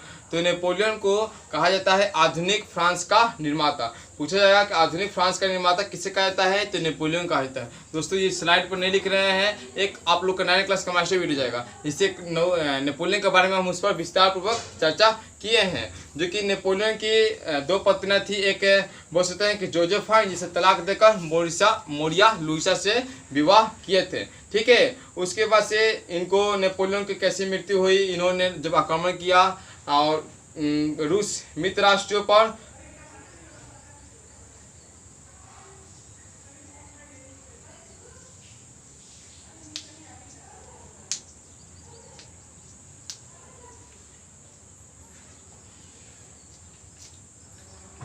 देखिए नेपोलियन के पतन का कारण था हम लोग का उसका रूस पर आक्रमण। नेपोलियन को लिटिल कार्पोरल के भी नाम से जाना जाता है। और नेपोलियन जो कि उसको मृत्यु के बाद से खुद अपने आप को उनका पतन हो चुका था, क्योंकि वह मित्र राष्ट्र जो था प्रथम विश्व युद्ध में बोल सकते हैं मित्र राष्ट्र जो था वह रूस था, उस पर ये आक्रमण किए थे, जिसके कारण इनका हार निश्चित हो गया। अब देखिए क्रांति के परिणाम पर चर्चा करेंगे। क्रांति के परिणाम काफ़ी अच्छे हुए। देखिए पहला कि पुरातन व्यवस्था का अंत हो गया, यानी जो पुरातन व्यवस्था था युगांतकारी व्यवस्था थी वो साफा समाप्त हो गया। अब बोल सकते हैं कि स्वतंत्रता, समानता और बंधुत्व पर प्रोत्साहन मिला। कौन कौन? स्वतंत्रता, समानता और बंधुत्व। इसी समानता के कारण जर्मनी, इटली और बोल सकते हैं ऑस्ट्रिया सभी ने प्रेरणा लिए हैं। देखिए धर्मनिरपेक्ष राज्य बोले तो किसी अमेरिका स्वतंत्र संग्राम में भी चर्चा किए थे कि धर्मनिरपेक्ष राज्य स्थापित करने वाला प्रथम देश कौन सा है, तो अमेरिका। धर्मनिरपेक्ष यानी कोई भी धर्म जो है वह कैथोलिक धर्म और प्रोटेस्टेंट धर्म, यानी कोई भी धर्म को अब सर्वश्रेष्ठ नहीं माना जाएगा, राजकीय धर्म की दर्जा नहीं दी जाएगी। यानी जो जिस भी धर्म को मानने वाले हैं आप स्वतंत्र हैं, आपके साथ भेदभाव नहीं किया जाएगा। और जनतंत्र की स्थापना, यानी जनता द्वारा ही राजा को वहाँ पे क्या किया जाएगा, चुना जाएगा। और उसी तरीके से समाजवाद, दास प्रथा को उन्मूलन, दास प्रथा को संदर्भित किए थे कि अमेरिका में 1808 ईस्वी में अवैध घोषित किया गया था और अब्राहम लिंकन द्वारा दास प्रथा का अंत कर दिया गया था 1863 ईस्वी में। उसी तरीके से इसमें भी दास प्रथा का अंतिम रूप से उन्मूलन पूछा जाए, यानी अंतिम रूप से समाप्त हो चुका था फ्रांस में दास प्रथा का अंत, तो 1848 ईस्वी में। दास प्रथा बोले तो देखिए क्या होता है कि दास मतलब किसी को अपने अधीन बना लेना, इसको कुछ भी मजदूरी न देना, कुछ भी न देना, सिर्फ भोजन कराने के उद्देश्य, भोजन पर रखने के लिए, काम कराने के उद्देश्य से उसको ले जाना। जैसे देखिए इंग्लैंड जिसे बंदियों का देश नेपोलियन ने कहा था,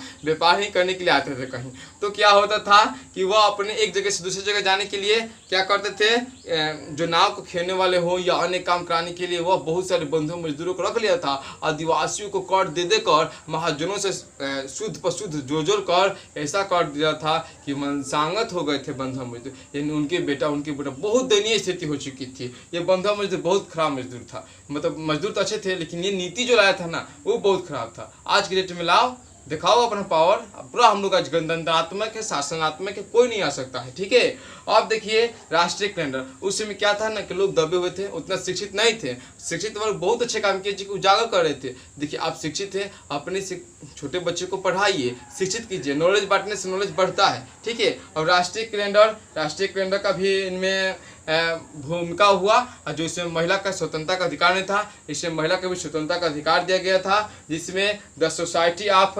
बोल सकते हैं कि रिवोल्यूशनरी एंड रिपब्लिकन वीमेन नामक संस्था का गठन हुआ, जिसका ओलंप दे गुज नामक नेत्री की अहम भूमिका थी। ठीक है, इसी के नेतृत्व में बोल सकते हैं कि महिलाओं को समान अधिकार की मांग को स्वीकार किया गया था। ठीक है, अब चलेंगे कि जो फ्रांस में महिलाओं को मत देने का अधिकार मिला, कि फ्रांस में जो महिलाओं को मत देने का अधिकार 1946 ईस्वी, मत देने का अधिकार जिसे बोलते हैं मताधिकार, जो कि एक निश्चित आयु के बाद से, किसी भी देश की निश्चित आयु के बाद से आपको राजा चुनने के लिए यानी प्रतिनिधित्व चुनने के लिए जो भी अधिकार मिलता है उसको मताधिकार कहा जाता है।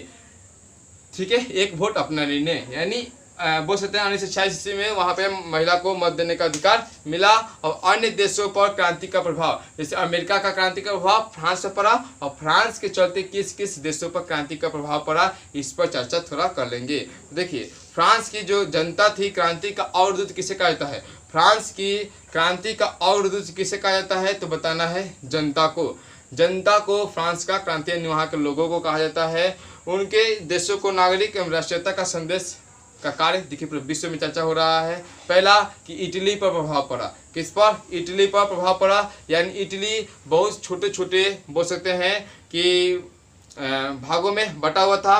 तो नेपोलियन ने क्या किया कि अपनी सेना से एकत्रित कर एक इटली राज्य की स्थापित किया। कौन, नेपोलियन द्वारा इटली राज्य की स्थापना की गई, और आधुनिक फ्रांस का निर्माता तो नेपोलियन को ही मानते हैं, और नेपोलियन राज्य की स्थापना, इटली राज्य की स्थापना नेपोलियन द्वारा ही की गई थी। अब जर्मनी पर प्रभाव डालिए, तो जर्मनी भी उसमें कम से कम 300 राज्यों में बटा था। बुझिए, अगर भारत कम से कम बहुत सारे राज्यों में बटा था ना, तो इसको भी सैनिक कार्रवाई द्वारा, जर्मन कार्रवाई द्वारा, बहुत सारी कार्रवाई द्वारा देशी रियासतों को जोड़ा गया था जो कि काफ़ी ज़्यादा था। जैसे देखिए आप लोग जानते हैं साक्षात कि जूनागढ़ को कैसा जनमत कार्रवाई द्वारा, हरियाणा को सैनिक पुलिस कार्रवाई द्वारा, और जम्मू कश्मीर को विलय पत्र पर हस्ताक्षर द्वारा संग्रह आपने में विलय मिलाया गया था, जो कि राजा जय सिंह ने जवाहरलाल नेहरू अपने से बचाव करने के लिए, अफगानिस्तान से बचने के लिए ही क्या कहते हैं, हस्ताक्षर किए थे। इसलिए भारत उस पर क्या करता है, अपना अधिकार जताता है। अब उसी तरीका से है हम लोग का पोलैंड पर प्रभाव। और देखिए जर्मनी में जान लेंगे कि 300 के जगह पर कितने राज्य बन गए, 38 राज्य बन गए, जो कि नेपोलियन के प्रयास से बने थे। यानी नेपोलियन ने बहुत ही मदद किया है। नेपोलियन के द्वारा किया गया है इटली राज्य की स्थापना, और नेपोलियन के द्वारा किया गया है जर्मनी का एकीकरण। ठीक है, और जो कि स्वतंत्रता, समानता एवं बंधुत्व की जो भावना थी वो जर्मनी के लोगों को अपनाए, और आगे चलकर इससे जर्मनी के एकीकरण को बल मिला। क्योंकि नेपोलियन ने क्या किया था सॉरी ज़्यादा बोलने के बाद से शुक्र है गला।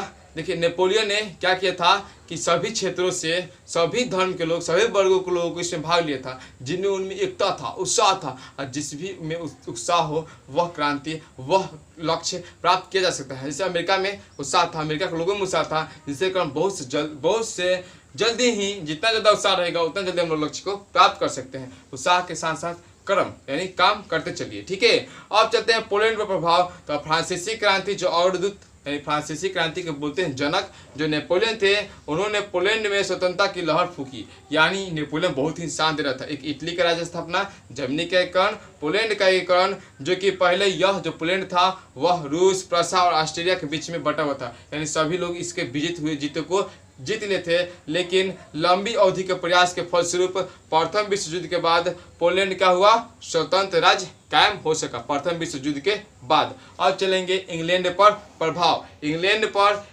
पर प्रभाव डालेंगे कि जो नेपोलियन जो था, नेपोलियन का विजय अभियान जो था, इंग्लैंड पर भी प्रभाव पड़ा।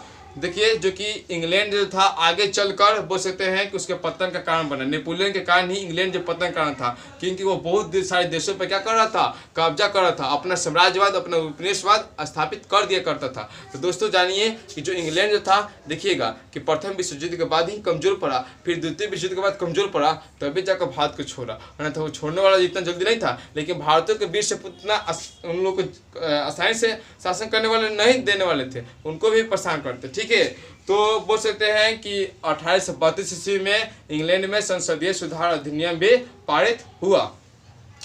अब इस तरीका से इतिहासकारों ने भी बोला है फ्रांस के क्रांति को कि फ्रांस की क्रांति एक मध्यवर्गीय क्रांति थी और 4 अगस्त 1789 ईस्वी को नेशनल असेंबली द्वारा सामंतवाद की समाप्ति हो गई। यानी आपसे पूछा जाएगा कि फ्रांस में सामंतवाद की समाप्ति कब हुआ है, तो बताइएगा 4 अगस्त 1789 ईस्वी को। और फ्रांस की राजक्रांति की देन क्या है, तो स्वतंत्रता, समानता और बंधुत्व। ठीक है, और बोल सकते हैं कि जो जैकोबिन दल थे वह आतंक का राज स्थापित कर सर्वहारा बल, जो आतंक राज यानी लुई 16वां, मेरी अंत्योनत और एक व्यक्ति जो कि रॉबेस्पियर थे, इन लोगों को भी फांसी दिए हैं। ठीक है, जो कि जैकोबिन दल के नेता थे, वह आतंक का राज समाप्त कर दिए और जन प्रतिनिधित्व जनतांत्रिक राज ला दिए। अब देखिए माप तोल की जो दशमलव प्रणाली है वह फ्रांस की क्रांति की ही देन है, और इस पर भी हम लोग चर्चा कर लिए, समानता स्वतंत्रता पर भी चर्चा कर चुके हैं, सोशल कॉन्ट्रैक्ट सब बोर्ड के टॉपिकों पर हम लोग चर्चा कर चुके हैं। इसी तरीका से हम लोग का पाठ का थ्योरी समाप्त हुआ। अब हम लोग चलेंगे अपने प्रश्न उत्तर पर। प्रश्न उत्तर में पहला दिया हम लोग का कि वस्तुनिष्ठ प्रश्न दिया है, जो कि आप लोग की स्क्रीन पर दिखाई दे रहा है। स्क्रीन पर है कि फ्रांस की क्रांति किस वर्ष हुई थी। आप लोग अपना आंसर चूज कर लीजिए। इसका आंसर हो जाएगा विकल्प नंबर ख, जो कि 1789 ईस्वी हो जाएगा। ठीक है, अब चलते हैं सेकंड कि वेस्टिल का पतन कब हो जाएगा। वेस्टिल का पतन विकल्प नंबर ग 14 जुलाई 1789 ईस्वी की, जो कि करगाह को तोड़कर किया गया था, बंदूक को मुक्त बनाकर। ठीक है, अब 3 नंबर कि प्रथम स्टेट में कौन आते हैं, तो प्रथम स्टेट में आप लोग का पादरी आते हैं, जो कि हमने थ्योरी में अच्छी तरीके से चर्चा किए हैं। यानी आपने थ्योरी विस्तारपूर्वक जाना है तो आप लोग को थ्योरी इसमें दिक्कत नहीं होने वाला है। तृतीय स्टेट में कौन आते हैं, तृतीय स्टेट में न्यायाधीश आ सकते हैं, शिक्षित वर्ग के लोग, शिक्षित वर्ग में सभी लोग आ जाएंगे, टीचर उचर सब। ठीक है, अब बोलते हैं 6 नंबर कि वोल्टेयर क्या था। तो वोल्टेयर हम लोग का एक लेखक था, जो कि देखिए वहां पर दिखाई दे रहा है सबसे ऊपर, नहीं आप लोग के सामने वहां पे स्क्रीन के ऊपर क्या है, बुक वाला है। ठीक है, अब चलेंगे 7 नंबर। 7 नंबर है कि रूसो किस सिद्धांत का समर्थक था। तो जनता की इच्छा यानी प्रजातंत्रवाद समर्थन था, जो कि हमने जाना था, जिसका जो पुस्तक है सोशल कॉन्ट्रैक्ट पुस्तक के लेखक हैं। मॉन्टेस्क्यू ने कौन सी पुस्तक लिखी थी, जो कि विकल्प नंबर ख है विधि की आत्मा। 9 नंबर क्वेश्चन है कि फ्रांस की राजक्रांति के समय वहां का राजा कौन था। तो लुई 16वां। कौन था, लुई 16वां। ठीक है, फ्रांस में राष्ट्रीय दिवस कब मनाया जाता है, तो ख नंबर विकल्प ख नंबर 14 जुलाई। ठीक है, अब उसी तरीका से रिक्त स्थानों की पूर्ति करें, जो कि आप लोगों को अब स्क्रीन पर दिखाई दे रहा है। किसका, रिक्त स्थानों की पूर्ति करना है। ठीक है, हम लोग अब पहुंच चुके हैं 2 पर। ठीक है, रिक्त स्थान की पूर्ति में दिखाई दे रहा है पहला कि लुई 16वां सन, क्या लुई 16वां सन गद्दी में बैठा। तो 1774 ईस्वी, जो कि यहाँ पे आप लोगों को दिखाई दे रहा है, 1774 ईस्वी में गद्दी पर बैठा। अब देखिए लुई 16वां की पत्नी थी मेरी अंतोनेट, जो कि आप लोगों को यहाँ पे दिखाई दे रहा है। ठीक है, और फिर दिया है कि फ्रांस की संसदीय संस्था को क्या कहा जाता है, स्टेट जनरल। लिख लीजिएगा स्टेट जनरल। ठीक है, और फिर बोला है कि ठेका पर टैक्स फार्मर वसूलने वाले व्यक्ति को क्या कहा जाता है, टैक्स फार्मर, जो कि हम विस्तारपूर्वक चर्चा किए हैं। 5 नंबर बोल रहा है देश के सिद्धांत के मॉन्टेस्क्यू बोला है, तो शक्ति के पृथ्वीकरण के सिद्धांत, शक्ति के पृथ्वीकरण के सिद्धांत। सामाजिक संविदा का पुस्तक 6 नंबर पूछा है, तो रूसो, जिसे बोलते हैं सोशल कॉन्ट्रैक्ट, सोशल कॉन्ट्रैक्ट के लेखक हैं। 7 नंबर में है हम लोग का 27 अगस्त 1789 ईस्वी को फ्रांस की नेशनल असेंबली ने, इसलिए इस बात को नहीं लिखे, आप लोग के सामने दिया है सब, कि मानव और नागरिकों के अधिकार, मानव और नागरिकों के अधिकार, लिख लीजिए मानव और नागरिकों के अधिकार, मानव और नागरिकों के अधिकार की घोषणा की। 8 नंबर, जैकोबिन दल का प्रसिद्ध नेता था, जैकोबिन दल का प्रसिद्ध नेता था max millionaire, max millionaire, max millionaire, ठीक है। और उसके बाद से 9 नंबर, दास प्रथा का अंतिम रूप से उन्मूलन 1848 ईस्वी, जो कि हमने थ्योरी में ही चर्चा कर चुके हैं। 10 नंबर, बोलिएगा कि 1900 फ्रांसीसी महिला को मतदान देने का अधिकार था 1946, जो कि हमने चर्चा कर चुके हैं। अब चलिए लघु उत्तरीय प्रश्न पर, जो कि हम लोग अब आ चुके हैं थ्योरी पर, ठीक है। पहला क्वेश्चन है थ्योरी का कि फ्रांस के क्रांति के राजनीतिक कारण क्या थे।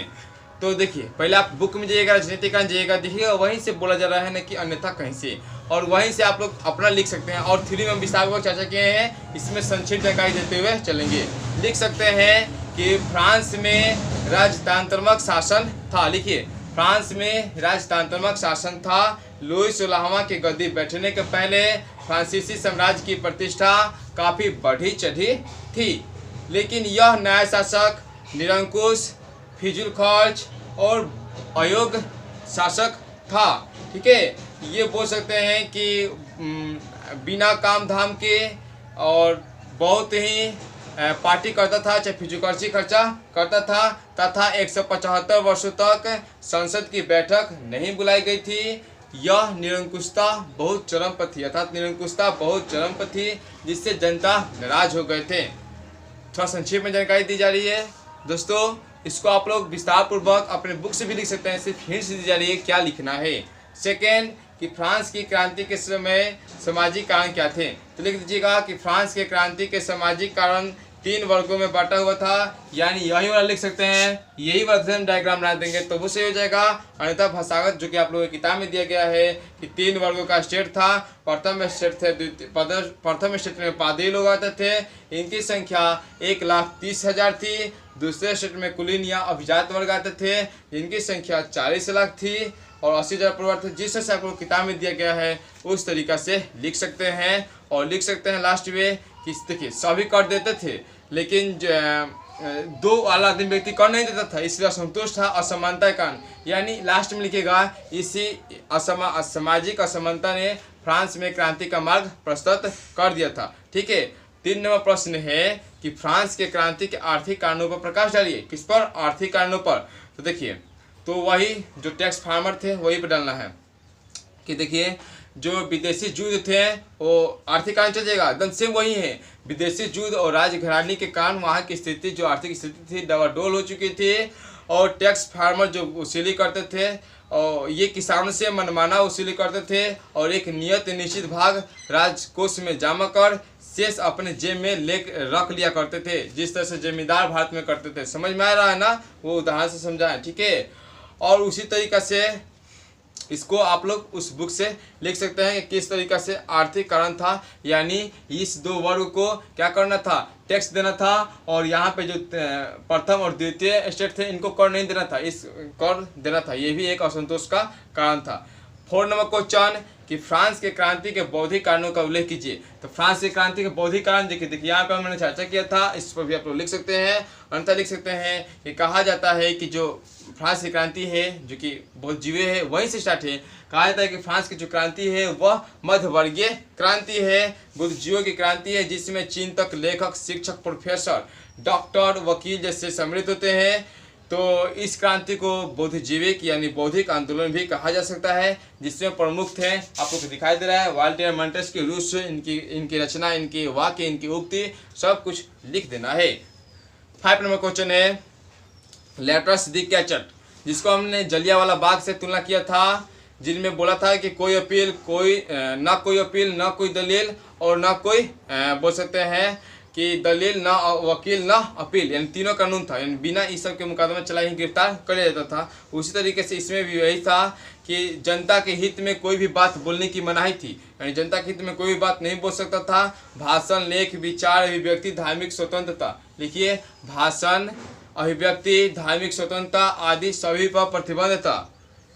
राजा के मुंह से कोई भी बात निकलती थी वह कानून हो जाता था, जो कि लुई 14वां खुद बोला है, ठीक है।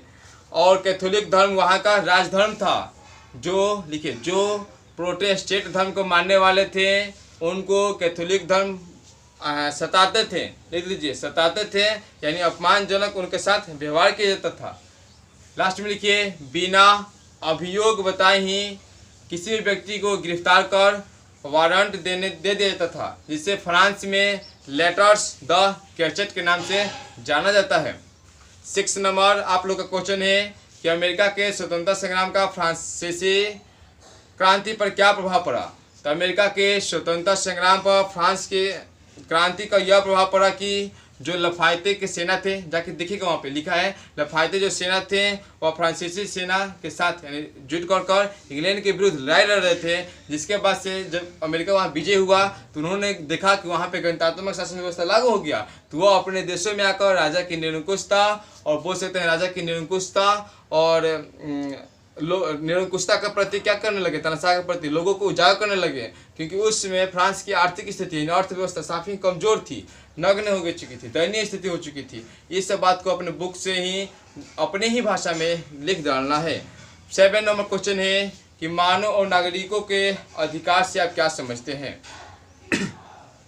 लिखिए, मानव से तात्पर्य है कि विश्व का कोई भी व्यक्ति, जब नागरिक का अर्थ है यानी विश्व का कोई व्यक्ति, नागरिक का अर्थ समझिए, मानव का अर्थ है यानी विश्व का कोई भी व्यक्ति, हम लोग जिससे मनुष्य, और नागरिक का अर्थ है यानी जिस भी देश में हमने पैदा लिया है, जन्म लिया है और उस देश का हमारे माता पिता है, मूल अधिकार है, तो उसमें विशेष रूप से उस रहने वाले लोग नागरिक कहलाते हैं। ठीक है, तो 27 अगस्त, ठीक है, 27 अगस्त 1789 ईस्वी में फ्रांस के नेशनल असेंबली ने जो अधिनियम बनाया उसे मानव और नागरिक के अधिकार को स्वीकार कर लिया। इस अधिकार से व्यक्तिगत स्वतंत्रता को अधिकार का मार्ग प्रशस्त हो गया।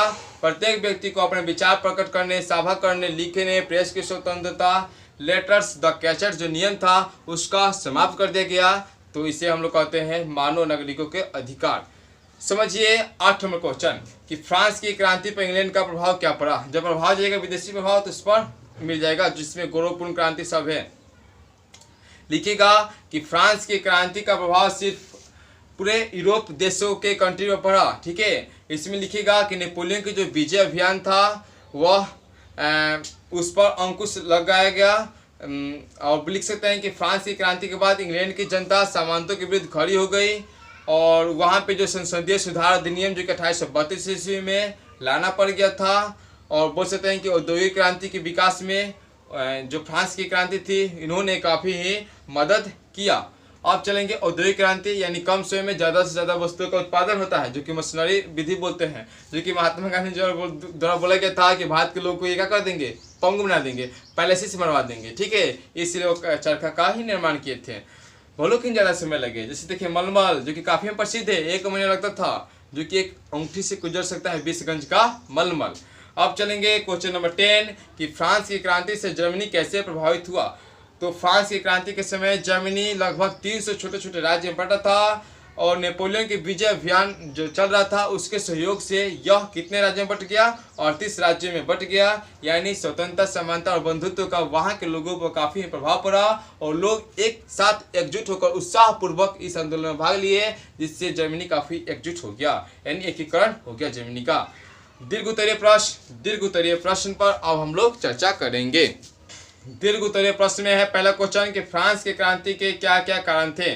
देखिए तो फ्रांस की क्रांति थे जो कि हम शुरू में थ्योरी में चर्चा करते आए हैं, उस मानचित्र के बाद से, तो उसको बार बार आप सुनकर लिख सकते हैं या आपके बुक में दिया गया है, उसमें समाज 2-2 लाइन 3-3 लाइन आप लोग को लिख देता है। इसमें लिख सकते हैं कि राजनीतिक कारण, लुई सुलामा, लुई चुदामा, मेरी अंत्योनत, इसी के बारे में लिखना होगा। सामाजिक कारण, ठीक है, ये धर्म के बारे में लिखना होगा। आर्थिक कारण, सैनिक कारण ऊंचे पद निम्न पद वाला, बौद्धिक कारण, ये सब के बारे में लिख डालना होगा। फ्रांस की क्रांति के परिणाम, यानी परिणाम कौन कौन से हुए, जो कि हमने लास्ट में थ्योरी में चर्चा किया है कि दास प्रथा का उन्मूलन हो गया, व्यापार हुआ, महिलाओं के स्वतंत्रता हुआ, वोट देने का अधिकार 46 ईस्वी में मिला, समाजवाद का प्रभाव पड़ा और ये समानता, स्वतंत्रता, बंधुत्व का नारा विकसित हो गया, राष्ट्र वाक्य बन गया, ये सब बोलना है। और फ्रांस की क्रांति एक मध्यवर्गीय क्रांति थी, कैसे, इसे भी चर्चा करना है। यहाँ पे देखिएगा कि फ्रांस की क्रांति एक मध्यवर्गीय क्रांति थी, क्योंकि यहीं से शिक्षित और बुद्धिजीवी वर्गों ने भाग लिया था। ये असंतोष थे, धार्मिक और ये सब इन्हीं के असंतोष के बारे में बोलना है, जाके आप लोग देख सकते हैं, उस आपके पॉइंट में दिया गया होगा। आप देखिएगा कि दार्शनिकों का क्या योगदान रहा। दार्शनिक जैसे देखिए यहाँ पे सर्वाधिक योगदान रहा वोल्टेयर, मॉन्टेस्क्यू और ये सब के बारे में बोलना है, जो कि सेम लघु और इससे ही तुलना की गई है, ठीक है। और फ्रांस की क्रांति में यूरोपीय देश किस तरह से प्रभावित हुए, इटली पर प्रभाव, पोलैंड पर प्रभाव, जर्मनी पर प्रभाव, एकक दिया था लघु में, फिर दीर्घ में जोड़ दे रहा है, तो आप लोग को भी वैसे सेम जोड़ देना है। अब देखिए फिर दिया है कि फ्रांस की क्रांति एक युगांतकारी घटना थी, इस कथन की पुष्टि करना है। तो लिख सकते हैं इसमें कि शुरू से स्टार्टिंग किया हम लोग का कि फ्रांस की जो क्रांति थी वह युगांतकारी घटना थी, क्योंकि इसमें एक युग का अंत हुआ और एक युग का प्रारंभ हुआ। फलस्वरूप यह क्रांति एक युगांतकारी घटना मानी जाती है। इस क्रांति में फ्रांस में राजतंत्र जो था वह खत्म हो गया। कौन सा शासन आ गया? प्रजातांत्रिक शासन आ गया, जो कि रूसों द्वारा समर्थन था, और जो संविधान था वह विधि की आत्मा उसमें जोड़ दी गई। इस सब बातों को पूरी अच्छी तरीके से डील करते हुए, जो कि आप लोग को बुक के एकदम शुरुआती यही किया है, पढ़ का समझ कर लिखना है। अन्यथा में हर वर्ड, क्योंकि 150 वर्ड में लिखा जाता है, 120 वर्ड में लिखा जाता है, अगर बोलो तो लंबा वीडियो हो जाएगा। अगर आपको चाहिए तो जरूर बोलिएगा, नोट्स बुकों के माध्यम से आपको पढ़ा दिया जाएगा। अब चलेंगे प्रश्न 8। प्रश्न 8 है कि फ्रांस की क्रांति के लिए लुई 16वां किस तरह उत्तरदायी था। तो लुई 16वां जो कि फिर जो करता था, उसकी पत्नी थी, और मैं ही राजी हूँ, मेरे वाणी ही कानून है, ये सब बातों को लिख लेना है। और कर के बोझ के दबे हुए पर भी ये काफ़ी ज़्यादा खर्च करते थे, और ये सिर्फ कर वसूलना ही जानते थे, यानी कर वसूलने पर ध्यान देते थे, विकास करने पर ध्यान नहीं देते थे। इन्हीं सब के बातों पर चर्चा करना है। देखिए इस बातों को लिख लीजिए कि फ्रांस की क्रांति में जैकोबिन दल की क्या भूमिका थी। ये आपको अपने हम बोल रहे हैं तो लिख लीजिए, क्योंकि यहाँ से आपको खोजने में थोड़ा प्रॉब्लम हो सकती है। लिख लीजिए कि सन 1791 से फ्रांस की नेशनल असेंबली ने संविधान का प्रारूप तैयार कर लिया, जिसमें शक्ति के पृथक्करण को सिद्धांत को अपनाया गया। इस प्रकार फ्रांस में संवैधानिक राजतंत्र की स्थापना की गई। लुई 16वां ने इसे मान भी लिया था कि, और बोल सकते हैं कि इसमें कुलीन वर्ग, संक्षिप्त में लिख सकते हैं, किताब में दिया है, कुलीन वर्गों ने उस विधान का विरोध किया था, क्योंकि उनकी स्वतंत्रता जा रही थी। उनको देखिए जो सामंतवादी का जो समर्थक था उनमें ही इन्होंने विरोध किया था, ठीक है। और रॉबस्पियर जो कि वामपंथी विचारधारक था, उनको सजा दी गई थी, जो कि महंगाई बढ़ाया हुआ था। लुई 16वां को फांसी दी गई थी, मैरी एंटोनेट को फांसी दी गई थी, और बोल सकते हैं कि जो 21 वर्ष या इससे अधिक आयु के सभी लोगों को वोट देने का अधिकार दे दिया गया था, ठीक है। वहाँ पे अभी उस समय, अब तो 18 वर्ष हो चुका है, महिलाओं को अधिकार दे दिया गया था। ये सब बातों को लिख लेना है। और 10वां प्रश्न जो कि नेशनल असेंबली और नेशनल कन्वेंशन ने फ्रांस में कौन कौन से सुधार कानून पारित किए। देखिए तो वेस्टिल दुर्ग का एक जेल, जो कि आप लोग वेस्टिल दुर्ग का आप बता सकते हैं 24 जुलाई जो तृतीय स्टेट ने आक्रमण किया था, हमने थ्योरी में चर्चा किया है, इससे संक्षिप्त जानकारी दे रहे हैं। और बंदियों को मुक्त करा दिया था, उसी दिन से यहाँ पे फ्रांस में स्वतंत्रता दिवस मनाने चलने लगा, वहीं से आप लोग को दिया है, विस्तार पूर्वक चर्चा कर लेना है। इस तरीका से हम लोगों ने फ्रांस की क्रांति को थ्योरी को विस्तार पूर्वक अध्ययन किया, उसके साथ साथ क्वेश्चन को संक्षिप्त जानकारी लिया, उसके बारे में सिर्फ समझाया गया, आप लोग लिख सकते हैं। अगर आप लोग को चाहिए कि नोटबुक में हमें दीजिए, उसको आप लोग हम कोई पर लिख कर पढ़ाएं, तो उसको भी ऐसा कर पढ़ा सकते हैं। कमेंट बॉक्स में जरूर बताइएगा। दोस्तों अपने दोस्तों के पास ज़्यादा शेयर कीजिएगा, वीडियो को लाइक कीजिएगा, शेयर कीजिएगा, ज़्यादा शेयर कीजिएगा। धन्यवाद दोस्तों हमारे साथ बने रहने के लिए, इस वीडियो को देखने के लिए।